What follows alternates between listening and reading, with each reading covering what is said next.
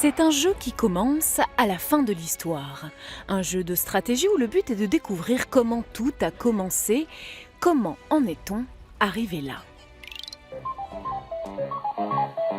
Dans la vraie vie, c'est ici, dans cette maison rémoise, que tout a débuté, avec 3 écrans d'ordinateur, une souris et une bonne dose d'imagination. Alors là, je travaille sur un personnage en 3D. Un personnage en 3D construit à partir de formes toutes simples et qui, une fois texturé et animé, va permettre de créer l'illusion en fait, d'un véritable personnage à l'intérieur du jeu. Christophe Canon a tout conçu, construit et dessiné. Des personnages au décor, des actions à l'intrigue de ce jeu qu'il a nommé Farabelle. Ça lui a pris 2 ans. Un gros investissement pour lui, développeur indépendant de jeux vidéo, mais beaucoup de liberté aussi.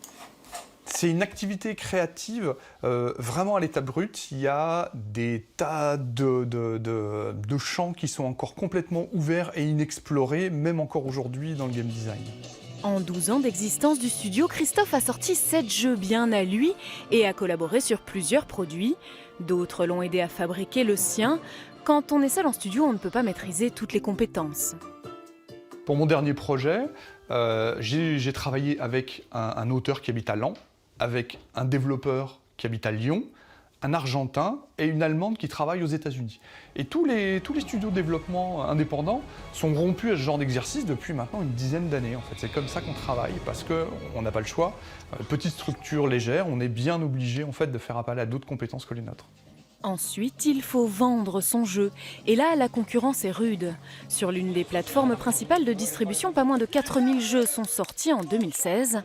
Alors même si le public répond toujours présent, même si salons et conventions se multiplient, il faut se démarquer dans la presse, auprès des influenceurs, sur le web ou sur les réseaux sociaux.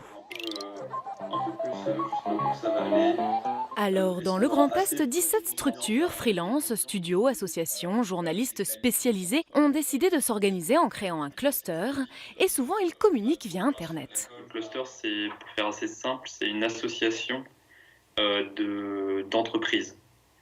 Donc c'est vraiment une association à but professionnel qui va permettre d'essayer de promouvoir le jeu vidéo, d'essayer de faire comprendre aux élus quels sont les besoins, d'essayer de faire comprendre pourquoi il y a besoin de certaines choses spécifiques aux jeux vidéo qu'il n'y a pas besoin par exemple dans le cinéma ou dans les startups.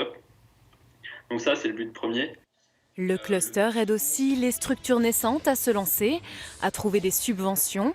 Il mutualise les coûts de communication, la visibilité, pour permettre l'apparition d'une vraie filière dans le Grand Est et garantir une certaine liberté de création.